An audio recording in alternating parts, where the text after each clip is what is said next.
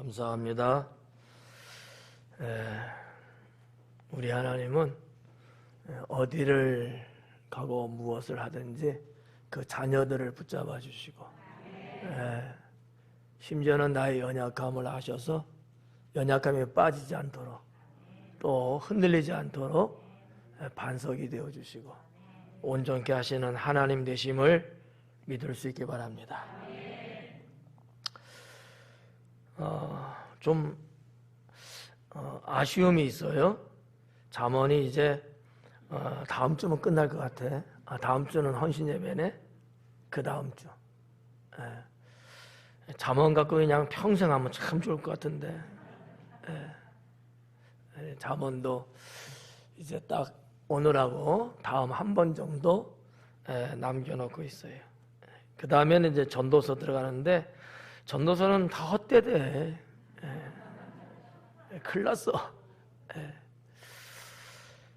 오늘은 지금 지난주도 이제 쭉 이어져 나오는 말씀인데, 여기 이제 뭐라고 할까, 우리 성도 여러분들이 현숙한 여인, 때로는 능력 있는 여인, 지혜로운 여인에 대한 말씀을 우리가 지금 31장 들어가서 보고 있거든요. 이 여인의 뭐랄까, 부지런함, 능력, 또 지혜, 뭐 이런 거를 통해서 어떻게 이 여인은 삶을 살아가고 있는지, 또 하나는 그로 인하여서 그의 가정, 그의 집안이 어떻게 부강하고 있는지, 또 특히나 그의 남편은 자기 지역사회에서 어느 정도의 지위를 얻고 어떠한 영광의 삶을 살고 있는지, 이런 부분들이 잠언 31장 이 후반부에 아주 상세하게 기록이 되어 있습니다. 지난번에도 우리가 봤지만 이런 여인 참 좋다. 나만 그래, 나만. 이런 여인 참 좋다. 진짜 최고가 아닐까. 속상해하지 마요. 나 뭐 있는 대로 말하는 거니까. 또 뭐 남자의 또 관점에서 또 이렇게 보면, 야, 이런 남자면 참 좋겠다, 내 남편이. 또 내 아내가 이런 여자면 참 좋겠다. 제가 그냥 얼버무리려고 지금 하는 얘기야, 지금. 한쪽으로 쏠리면 또 기분 나빠할 수 있으니까. 근데 뭐 나쁜 얘기는 아니잖아요. 남자들도 여자들도, 남편도 아내도 하나님의 말씀을 통하여서 나의 역할이 얼마나 중요한가, 이거를 깨달으면 좋을 것 같아요. 그가 뭐 남자든 여자든 상관없이 누가 되든지 간에 내 역할이 이만큼 중요한 거구나, 집안에서. 이런 부분들 오늘도 한번 신랄하게 이 여인의 실상을 한번 살펴보면서 도전도 받고 은혜도 받도록 하겠습니다. 22절에 보니까 그는 자기를 위하여 아름다운 이불을 지으며 세마포와 자색 옷을 입으며, 그래요. 그는 자기를 위하여 아름다운 이불을 지었다. 이 이불이라고 번역됐습니다만 뭐 이불이라고 봐도 상관없고요. 뭐 덮개라고 하는, 사실 그 원어의 뜻은 덮개거든요. 아마 그러면 이부자리 덮개, 혼이불 이런 거, 그런 것들 아닐까. 아주 넓은 의미에서는 침구류라고 보시면 뭐 이렇게 말하든 저렇게 말하든 다 맞을 것 같아요. 침구류. 그러니까 이 여인은 자기 집안의 침구류를 손수 제작을 하고 그거를 가족들의 건강을 위해서 아주 잘 만들었다는 것을 알 수 있습니다. 그렇다고 보면 이 여인은 그냥 단순한 가정주부 뭐 등등의 이런 여자라기보다는 좀 더 한 걸음 나아가서 자기 가족들의 건강도 책임지고 그걸 위해서 손수 헌신하는 그러한 여인이었구나라는 것을 알 수 있습니다. 특히 22절에서 아주 좀 눈여겨볼 수 있는 부분이 하나 있다면, 그녀는 그녀를 위해서 그래요. 그녀는 그녀를 위해서. 그러니까 뭐 해석을 어떻게 하느냐에 따라 다를 수는 있습니다만, 원어에 입각해서 보면 이 여인은 자기를 위해서 그렇게 했다고 하는 거예요. 이게 어떤 의미에서는 내 행복, 내 가정의 안전, 이런 등등도 우리는 스스로 작업해야 된다고 하는 의미를 느낄 수 있지 않겠느냐라는 거죠. 누구의 손에 의해서, 누가 도와줘서 누가 그렇게 해줄까는 은근한 기대치 갖고 인생을 사는 게 아니고, 내가 손수, 내 가족을 위해서, 나를 위해서 행복을 만들어갈 줄 아는 이러한 아주 슬기로운 여인이었다라고 저는 생각을 합니다. 그래서 여기 그런 이불, 침구를 만들었다라는 거죠.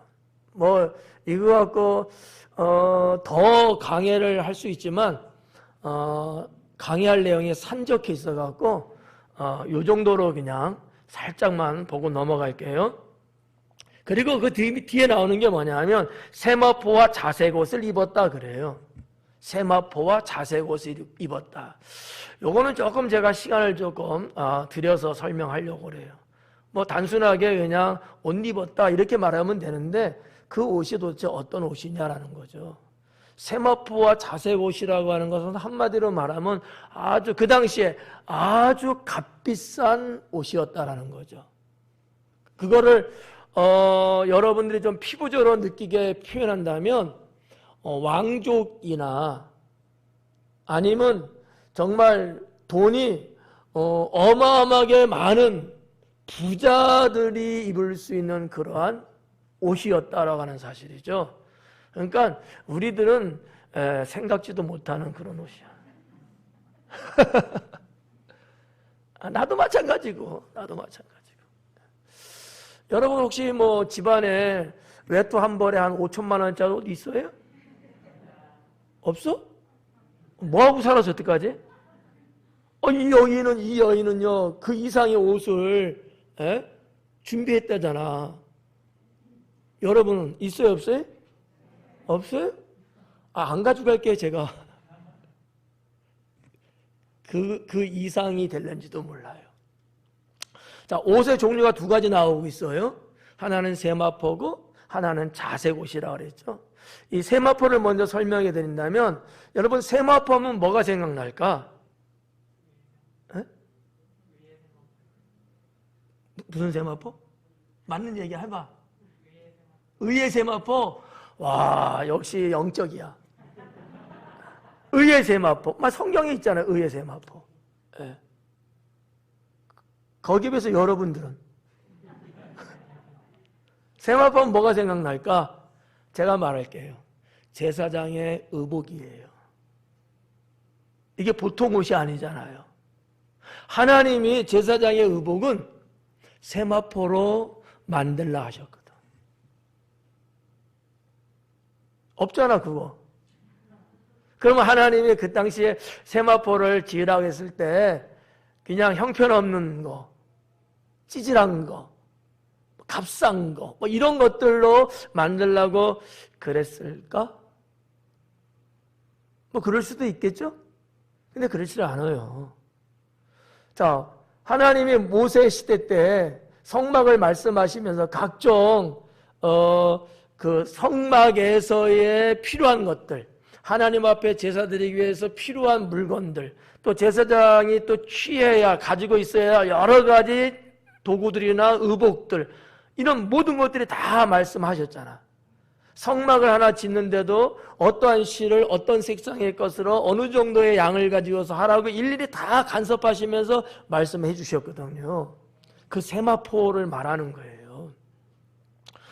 근데 이 세마포는 그 히브리 언어로 보면 쇠씨라고 하는 단어로 돼 있어요. 쇠씨.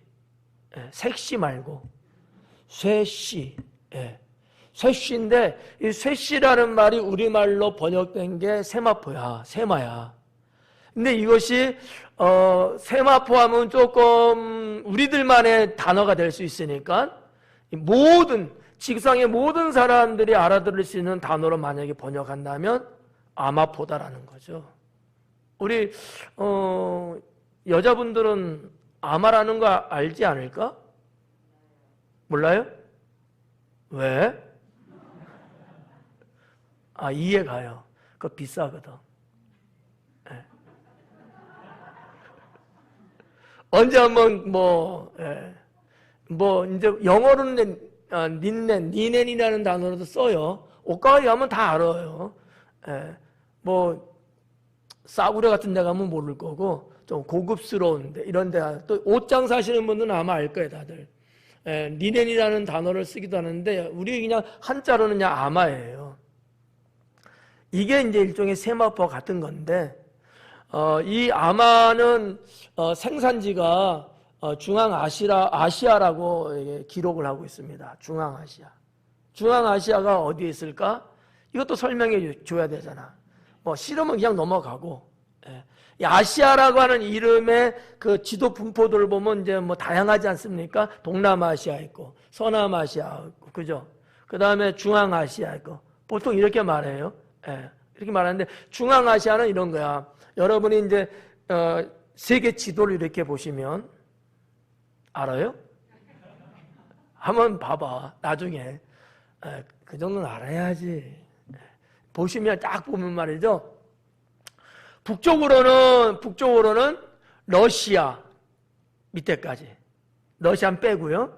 그러면 이제 중국, 내몽골 이렇게 되겠죠? 위쪽, 북쪽이. 서쪽으로는 카스피해. 어딘지 모르지만 아무튼 그래. 있어요. 카스피아라고. 이란, 이라크 그 위쪽에 카스피아라고 있거든요. 거기, 서쪽이 끝이 거기에요. 동쪽으로는 중국 한반도 땅까지. 중국, 대륙까지. 남쪽은 아프가니스탄. 아프가니스탄은 어떻게 되냐면, 인도가 있고, 아프가니스탄, 이란, 이라크, 이렇게 되어 있거든요. 이런 식으로. 그 아프가니스탄 그 위까지. 이렇게 되어 있는 그 지역을 중앙아시아라고 이야기합니다. 여기서 자생하는, 여기서 생산하고, 여기에서 여기저기 나라로 수출했던 그런 이제 식물이죠. 이 식물은 제가 알기로는 크게는 1.2m, 보통 한 1m까지는 이게 자라난다고 해요. 근데 이제 자라나는 건데, 이 꽃이 참 아름다워요. 제가 교회 단톡에 꽃 하나 사진 올려드렸는데, 관심 없는 사람은 아마 단톡 안 봤을 것 같고, 단톡 혹시 보셨어요? 주일이라서 안 봤나 보다. 보신 분은 꽃 떠오르죠? 참 아름다워요. 정말 이뻐요. 양귀비는 저렇게 알아요. 근데 그게 이제 그 아마 꽃이거든요. 근데 이 줄기가 짧게는 한 50에서 길게는 한 1m 정도 된대. 이 줄기를 갖고서 이제 만드는 이제 옷감이죠, 일종의. 근데 이것이 우리가 그 고고학자들이 발굴한 바에 의하면 언제부터 이것이 됐냐 하니까 선사시대 때? 동양적인 표현이죠. 좀 전 세계적으로 보면 고대 애굽 시대부터 대략적으로 얼마나 될까? 한 주전 한 3,000년 전? 이렇게 말할 수 있을 정도로. 그러면 주전 3,000년 전이면 지금부터 5,000년 전이라는 거예요. 선사시대의 역사적으로 분류를 하면은 BC 2000년, 1500년 그때부터 시작되거든요. 또 역사 공부한다. 하여튼 있어. 더 이상 말하면 오늘 머리 아플까 봐. 선사시대가 있고 후사시대가 있고 역사시대라는 게 있거든요. 선사시대와 역사시대라는 게 있어. 역사학 공부에는. 근데 선사에서 역사 시대로 건너오기 전에 중간에가 원사 시대예요. 요 정도만 할게요. 재미없죠, 이런 건. 그럴 것 같아.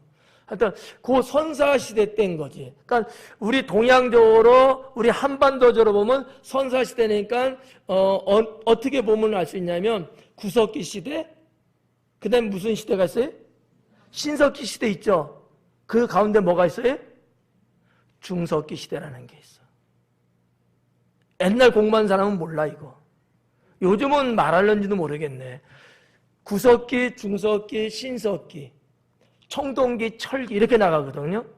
그러면 구석기 시대 때부터, 그때가 한 BC 한 2000년 됐으니까 그때부터 BC 400년까지 이때가 철기 시대 초기예요. 요거를 선사 시대라고 말한다는 거지.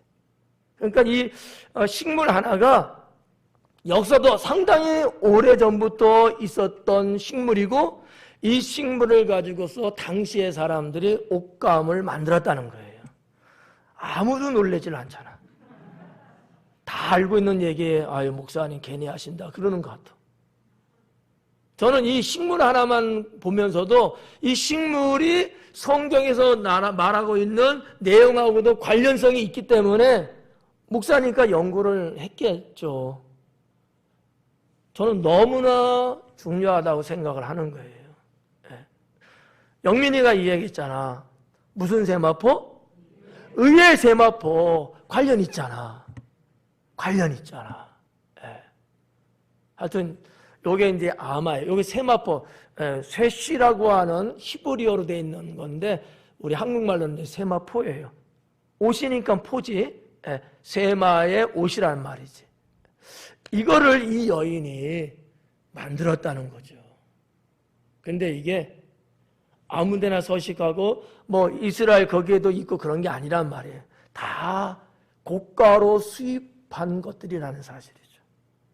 그거를 가지고 직물을 한 거, 옷을 만든 거예요. 그러니까 놀라운 거죠. 웬만한 여인 같으면은 흉내도 못 내고요, 할 생각도 못 하죠. 돈도 돈이고 쉽지 않은 거거든요. 저는 이 잠언에 나오는 이 여인을 접하면서 야, 참 대단한 여자다. 정말 대단한 여자다. 뭐 감탄을 뭐 한두 번 하는 게 아니에요. 그게 이제 하여튼 세마포가 이제 그런 건데, 이 세마는 우리가 성경상에서 제사장의 의복으로도 하나님이 말씀했던 거고, 이런 거를 이 당시에 이 여인은 그랬다라는 거죠. 왜냐하면 이 솔로몬 시대가 주전 3000년 전이잖아요. 그럼 막 그럴 때에도 했으니까 이 얼마나 대단했냐는 거죠. 요즘 같으면 뭐 아무리 뭐 린넨이 뭐 많이 활성화되고 말해서 값 비싸지 않아요. 뭐 웬만한 사람, 뭐 여러분들도 다 뭐 집에 아마 있을지도 몰라. 그게 이름이 뭔지를 몰라서 그러지. 이렇게 이제는 흔한 것이 되긴 했어요. 그렇지만 그 고대 사회는 상당히 값 비싸고, 왕이나 특별한 경우에 선물할 때, 뭐 회사 그룹의 회장님한테 선물할 정도? 이렇게 고가의 선물용으로 사용됐고, 당시의 무역 상인들이 이거를 가지고 거래를 하면 상당한 수입이 올라갔었다라고 하는 것이죠. 그런데 이 여인의 집에는 이게 있는 거지. 그러니까 얼마나 여러분 부자이기도 하고 대범한 여인인가 우리가 짐작해 볼 수 있지 않을까, 저는 그렇게 생각합니다.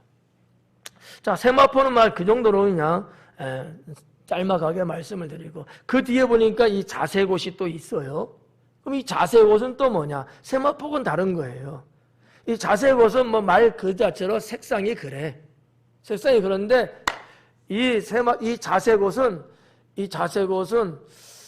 이게 또 싸지가 않아. 이것도 수입품이야.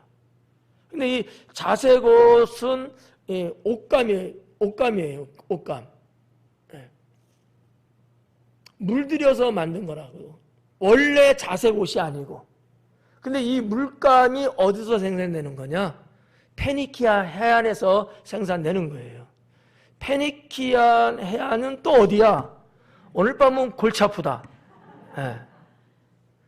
지금 지도로 말하면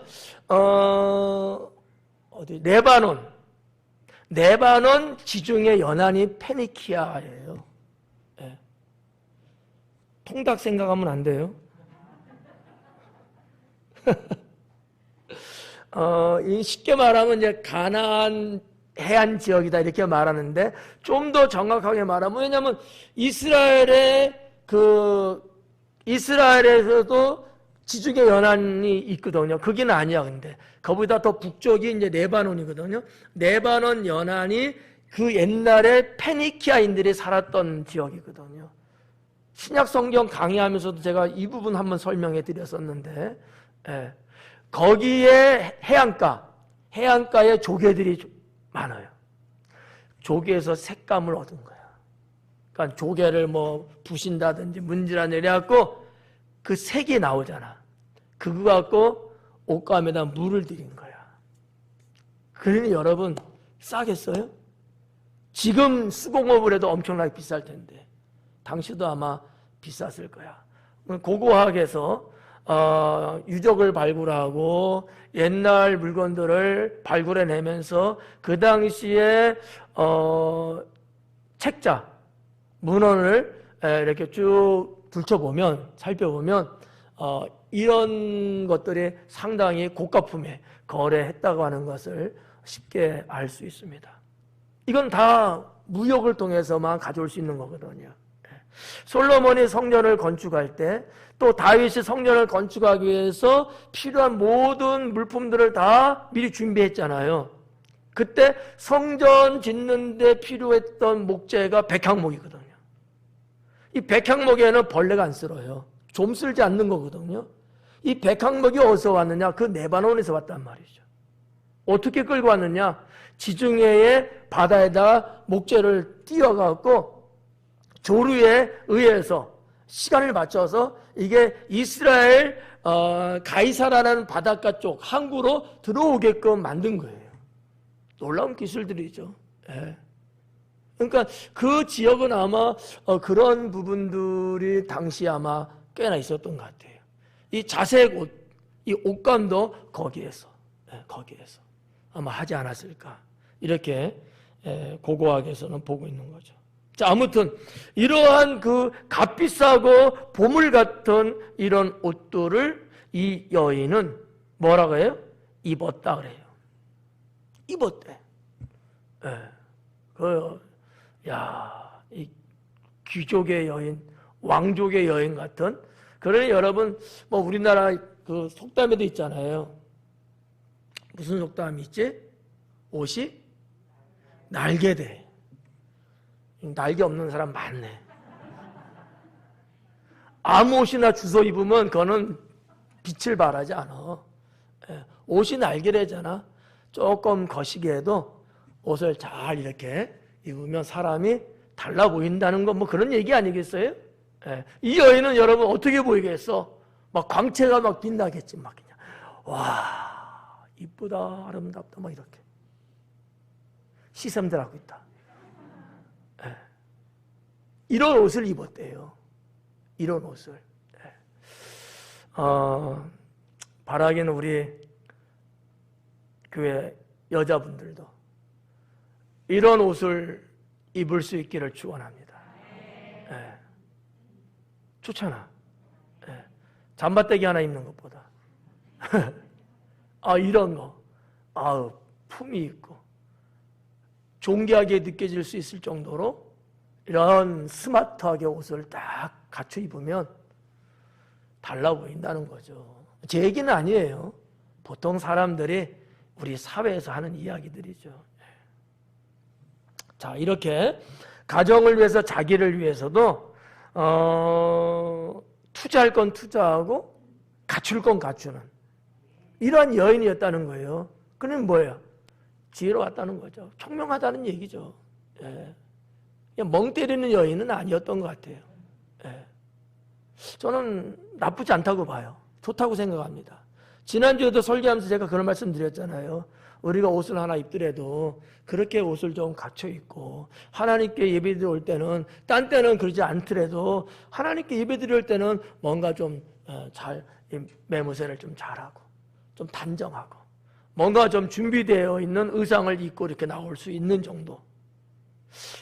이 정도의 자세가 나는 필요하다고 믿어요. 예. 하나님 보실 때도 좋지 않을까요? 예. 동네 사람들이 볼 때도 야, 저 집은 꼭 일요일마다 옷을 저렇게 잘 입고 나가지? 어디 가지? 댄스장에 가나? 이렇게 생각할 수도 있고, 저 사람도 어디를 가길래 저렇게 일요일만 되면은 저럴까? 궁금해서 알아봤더니만 교회를 가는 걸 알게 된 거지. 야, 교회 다니는 사람이 그냥 아무렇게나 하지 않고 깔끔하게 갇혀 입고 다니는구나. 품위가 올라가는 거예요. 품위가. 예.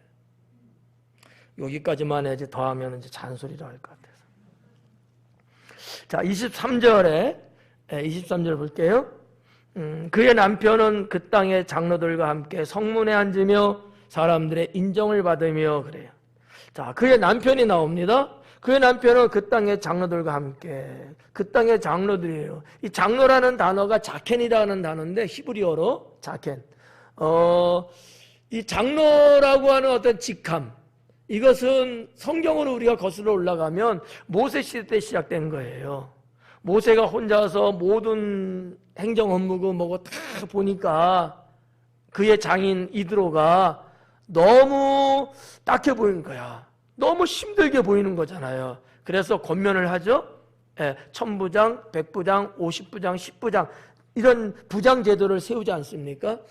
그러면서 그 당시에 만들어져 있는 제도, 그리고 불러진 직함이 뭐냐? 장로라는 거였어요. 이 70인을 세우거든요. 장로들이에요.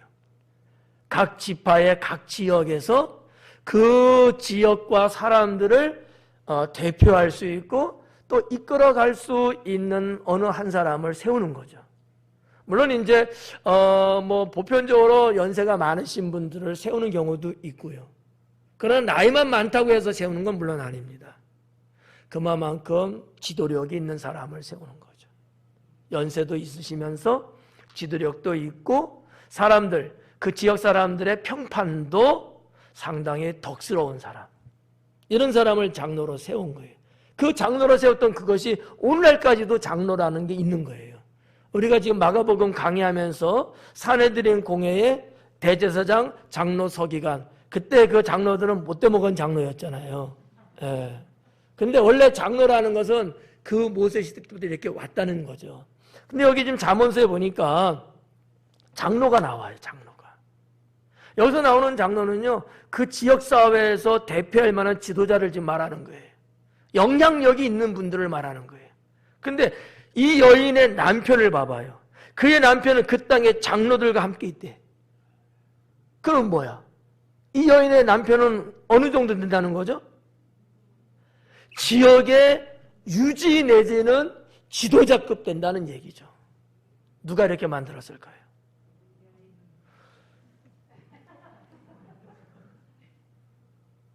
여러분은 여러분 남편들을 어떻게 만들고 있어요? 쥐잡듯이 잡는 거 아니에요?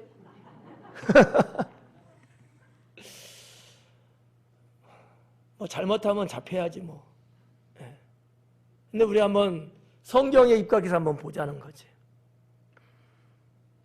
내 집안을, 그리고 내 남편을 나의 어떠한 마인드와 역할로 어떻게 만들어 갈 것인가.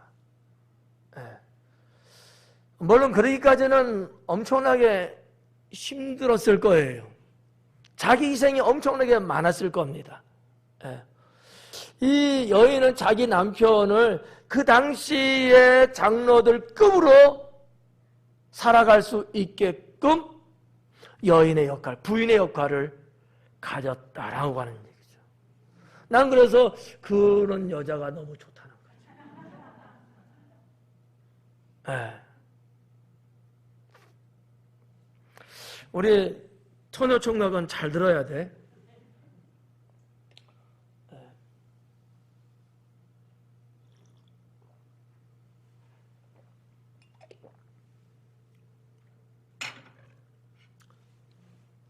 처녀들은 그런 어떤 꿈과 포부를 갖고 가정을 계획하고, 또 총각들은 이런 여인을 또 만나기 위해서 또 기도하고, 서로가 처녀든 총각이든 이상적이고 상당히 아름답잖아요. 그래서 이렇게 평민을 장로가 될 만큼 그 정도의 역할을 해준 여인의 스토리. 근데 여기서 끝나지 않고 있는 거죠. 여기 지금 성경 말씀에 보니까 그 땅의 장로들과 함께 성문에 앉았다라고 하는 사실이에요. 성문이라고 하는 거, 이 사할인이라고 하는 단어인데, 성문이 옛날 그 당시에 성문은 도대체 어떠한 존재였을까? 그 성문이 가지고 있는 가치는 도대체 뭘까? 뭐 이런 것들이 이제 있거든요. 쉽게 말하면 성문은 모든 백성들이 들랑달랑 들어가고 나가는데 하는 길목의 가장 중심적인 위치에 딱 있는 거잖아요. 성문이라는 게 쪽문이 아니잖아. 그리고 거기에는요 여러 가지 행사들이 있었어요. 때가 되면 장도 쓰고요, 또 군중들의 대화의 장이 되는 경우도 허다하고요, 또 경우에 따라서는 거기에서 재판도 엽니다. 재판도. 우리 지금 마가복음 강의에서 제가 그 말씀도 드렸잖아요. 공식적으로 말하면 사내들인에서 그런 데서 재판하고 뭐 이렇게 하려면 어떻게 해야 돼요? 낮에 해야 되고, 그런 공개적인 데서 그런 아고라 광장에서 해야 되고, 이런 걸 말씀드렸잖아요. 이때도 마찬가지예요. 이 성문이라고 하는 것을 중심으로 그 지역 그 근방에서는 그런 일들이 일어나는 곳이다라는 거죠. 일반 백성들의 삶과 무관하지 않다는 거죠. 어떻게 보면 현장의 중심이라고 하는 거예요. 거기에 뭐 하고 있는 거예요? 같이 앉아 있다는 거죠. 이 정도면 뭘까? 이 남편은요, 장로급 정도 되는 그 정도 지도자급에 있는 사람 맞을 뿐만 아니라 이 사람이 하루 일과의 역할을 우리는 여기서 읽어볼 수 있다는 거지. 우리 지역 백성들이 어떻게 사는가, 이거를 늘 관찰하고 같은 장로들과 대화를 나누면서 지역의 현안을 살피고, 그리고 미래를 계획하는, 상당히 중요한 거 아니에요? 작게 말하면 일국의 왕과 같은 역할을 한 거예요.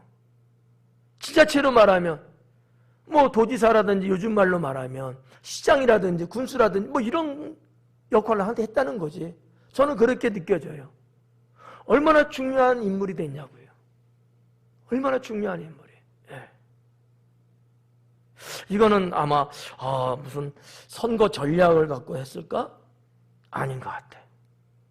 평소에 이 여인이 얼마만큼 그렇게 부지런하고, 얼마만큼 그렇게 슬기롭게, 얼마만큼 그렇게 자기 역할에 충실하면서 가정을 이렇게 세우고 남편을 내조하면서 사람을 높이 세워주려고 얼마나 했길래 이 자리까지 올 수 있었을까라고 하는 거죠.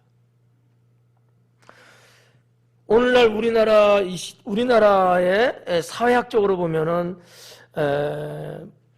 뭐 안 좋게 생각하는 사람도 있을 수 있어요.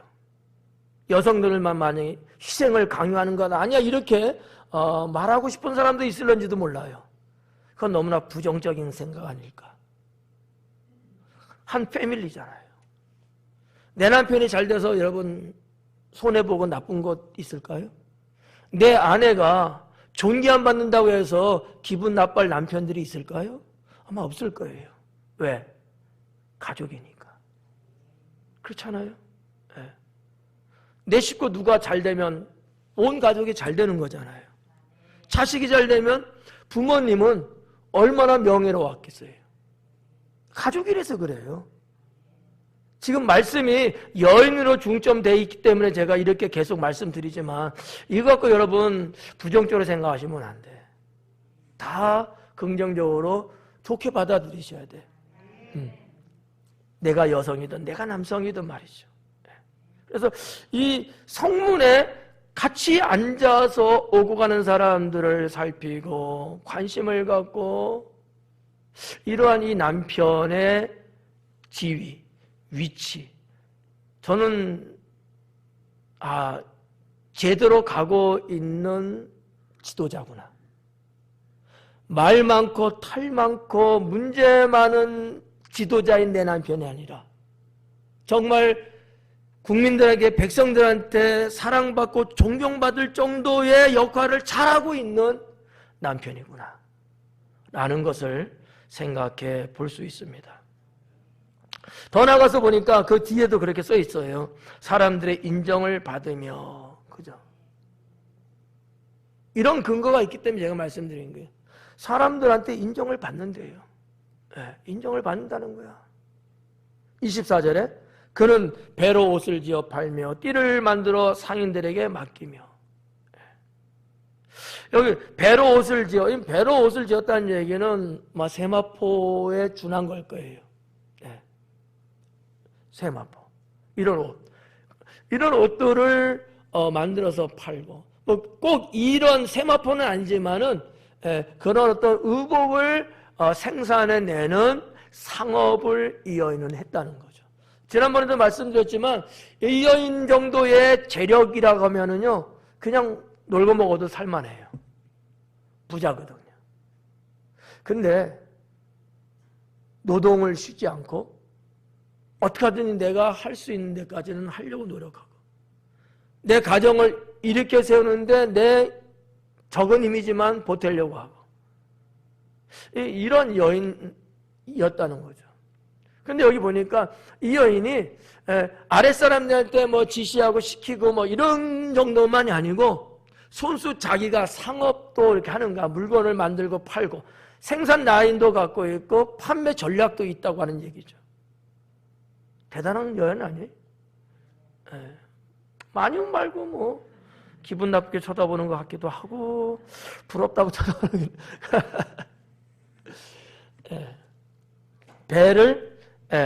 배로 옷을 지어 팔았다. 또 띠를 만들어 상인들에게 맡겼다. 이 띠를 만들어 올잖아요. 허리띠를 말하는 거예요. 저도 필요하면 이제 혁띠를 돈 주고 사서 이제 차는데 그거는 혁띠를 말하는 거야. 근데 요즘도 혁띠들이 다 있죠. 허리띠가 다 있잖아요. 옛날에는 이 허리띠가 없으면 참 불편했던 시절이죠. 옷 자체가 포대자루 같았으니까. 항상 이렇게 하고, 이 띠가 말이죠. 띠가 그냥 띠가 아니야. 우리는 이 허리띠, 혁띠, 남자 같은 혁띠라고 하잖아요. 여자는 뭐라 그래? 여자도 혁띠예요? 나 여자를 안 해봐서. 지금은 그냥 실용적이잖아요. 옛날에는요, 나의 지위를 나타내는 표시였어요. 여러분, 우리나라 임금들 봐봐요. 허리띠 했잖아. 근데 아무거나 했어요? 새끼줄로 했어요? 아니야. 거기에 금도 입히고 옷 구슬도 달고 이랬잖아요. 띠 자체가 여러분 그냥 단순하게 생각하면 좀 그래. 여기서 말하는 이 띠는요, 상당히 값어치가 되는 띠였다고 생각하는 거죠. 왜냐하면 이 띠를 국내에서 자기네 지역에서 만들어서 거기서 매매하는 그런 띠가 아니었다는 거지. 뭐라 그랬어요? 상인들에게 맡겼다는 거지. 여기서 말하는 상인은 옛날 성경에는 상고라고도 이제 했습니다만, 이 상인은 뭐냐면요, 아까도 얘기했잖아요. 페니키아 상인들이에요. 바다를 통해서 해상 무역을 하는 상인들이란 말이지. 그럼 여러분, 새끼줄 같은 거 그렇게 팔겠어요? 아닌 거예요. 값나가고 나름대로 귀중하다고 여겨질 정도의 제품이 아니었겠느냐라고 저는 보는 거죠. 그렇게 해서 이 상인들에게 맡김이 맡겼다는 얘기는 물건을 대주는 거예요. 그 얘기예요. 그러면 그 무역상들은 받아가지고 팔고 돈 지불해줘. 이런 거잖아요. 예. 이런 무역업을 했다는 거야. 한 여인이요. 예. 자, 25절에 보니까 능력과 존귀로 옷을 입고 후일을 웃으며, 이 25절부터 대략 한 27절까지 보면은 이 여인의 고결한 인격, 이 여인의 인격과 성품을 엿볼 수 있는 내용이 기록되어 있어요. 여인의 인격과 성품. 인격은 제가 학생 청년들 어제 예배드릴 때도 설교 그쪽에서 했는데, 인격은 쉬운 말로 뭐냐? 됨됨이에요. 사람의 됨됨이. 이 여인은 여인으로서 한 생명으로서의 됨됨이, 인격이 되먹었다. 그리고 그의 성품은 고결하고 그의 성품은 참 맑았다 라는 것을 성경을 통해서 우리가 느낄 수 있다고 저는 봅니다. 그 내용을 한번 살펴볼까요? 25절에 능력과 존귀로 옷을 삼고 그래요. 능력과 존귀로 옷을 삼았다. 잘 봐봐요. 잘 생각해봐 한번. 이 여인이 원래 입고 있는 옷은 어떤 옷이죠? 세마포와 자색 옷이에요. 정말 사람들 보라는 듯이 떵떵거릴 수 있고 나를 드러내 볼 수 있고 막 이런 옷들이잖아요. 근데 여기 지금 25절에서는 이 여인이 뭐로 옷을 입었대요? 능력과 존귀로 옷을 입었대요. 뭔가 대조가 되지 않아요?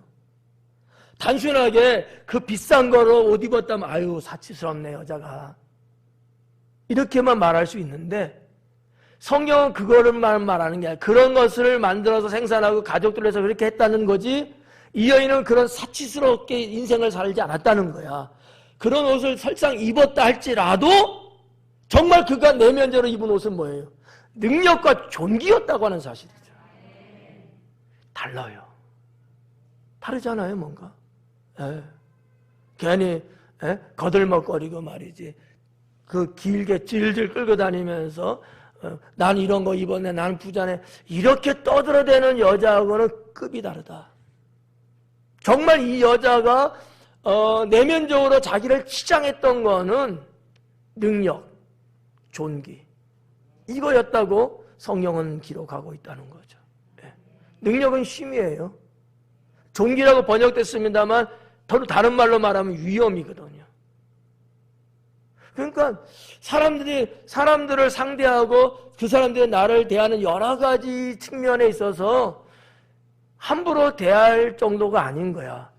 그리고 이 여인은 내재적으로 자기의 내면적인 인생의 세계 속에서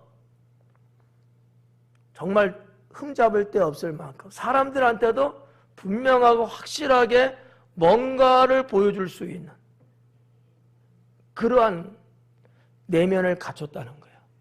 내면을. 여러분 능력이라니까 싸우고 그런 걸 말하는 거 아니에요.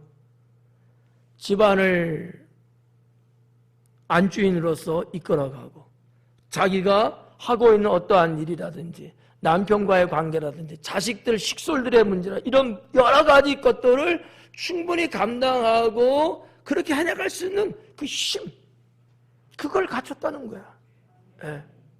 그걸 갖췄다는 거죠. 일주 이런 거예요. 사람들을 시키고 명령하고 지시하고 하게끔 만들고, 물론 이거 권세입니다. 근데 이 권세 이것만 있으면 문제가 되겠지.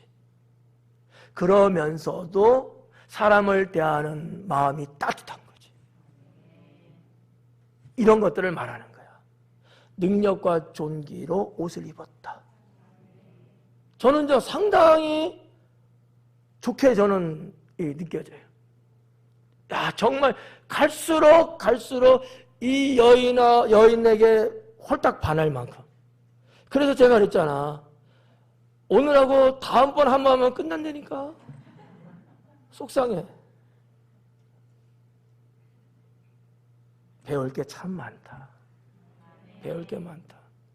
겉모양도 아름답지만 속모양도 아름답고, 어느 한쪽으로 치우치고 겉멋들어서 그러는 여인이 아니고 자기가 돈 좀 있고 부유하다고 해서 사치스럽고 낭비스러운 그런 여인이 아니고 반면에 충분히 그 이상으로 사람들을 참 좋은 모양으로 이렇게 상대하고 후덕하게 할 수 있는 그런 내면의 성품, 내면의 인격을 갖추고 있는 여인이었구나 라고 하는 거죠. 그러니 여러분 안 좋아할 사람이 어디 있겠어요.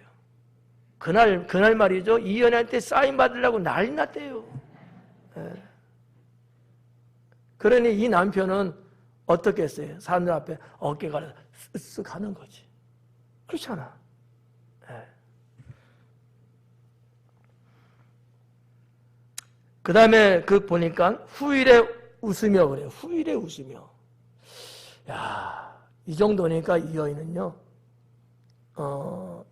어떤, 이게 이제 뭐 해석을 어떻게 하냐에 따라 다른 건데, 어떻게 해석하면은 이 후일에라고 하는 이 번역된 내용에 원어적으로 우리가 가면은 최후의 날에라는 의미도 있고요. 또 부드럽게 해석할 수 있는 것은 미래에 이렇게 해석할 수도 있어요. 조금 뭐라고 할까, 위기라고 하는 주제어를 갖고 보면은 어려운 환난 때, 위급한 상황에 이렇게도 우리가 번역할 수 있는데 그때 뭐 했다는 거예요? 웃을 수 있다는 거지. 그럴 때 웃는다는 거예요. 여장부예요. 그러니까 평소에 자기 관리를 잘하고 평소에 집안 단속이나 식솔들, 가족들을 잘 이렇게 하다 보니까 세상에 뭐가 일어나도 찡찡 짜지 않을 수 있는 거예요. 여유 있게 웃을 수 있는 거야. 부드럽게 그 상황을 스마트하게 넘어갈 수 있는 거예요. 여러분, 이게 참, 내용 하나하나를 보면은 정말 대단합니다. 뭐, 깊이 말하면은 좀 그러니까, 여인이 이 정도로 딱 말이죠. 그 시대적이고 상황적인 어떠한 것일지라도 흔들림 없이 딱 버틴기 있고 말이죠. 오히려 사람들이 그럴 때 그들을 안돈시키고 그들을 흔들리지 않도록 붙잡아주고 웃는 거야. 이게 사실 쉽지 않잖아요. 근데 후일에 웃을 수 있어. 우리는 우리의 앞일을 몰라요. 어떤 일이 올지도 몰라요. 그렇지만 어떠한 날이 된다 할지라도 내가 웃을 수 있는 사람이 이미 갖추어지고 있다면, 여러분 다가오는 미래가 두려울까요? 안 그럴 거예요. 우리가 신앙생활 하면서도 하나님 말씀처럼 항상 기뻐하고 늘 감사하고 늘 평화롭게 산다면, 그런 날이 온다 할지라도 그 심령이 흔들릴까요? 안 흔들려요. 지금 내가 조바심 속에서, 지금 내가 후들후들 떨리는 마음으로 내가 그냥 종잡을 수 없을 만큼 그냥 이리 갔다 저리 갔다 촐랑거리고 막 이렇게 사는 인생이 되면은 더 심각한 날이 올 때는요, 그냥 땅바닥에 주저앉고 일어설 힘이 없는 거죠. 이 두 가지를 대조해 봤을 때 이 성경에서 말씀하고 있는 그 미래의 웃으며라고 하는 이 말씀의 의미가 얼마나 큰 거냐라고 하는 거죠. 여러분들은 다 성경에서 말씀한 것처럼 어떠한 경우일지라도 내가 주님 안에서 밝게 웃을 수 있는, 밝게 웃을 수 있는 그러한 성도가 되기를 축원합니다.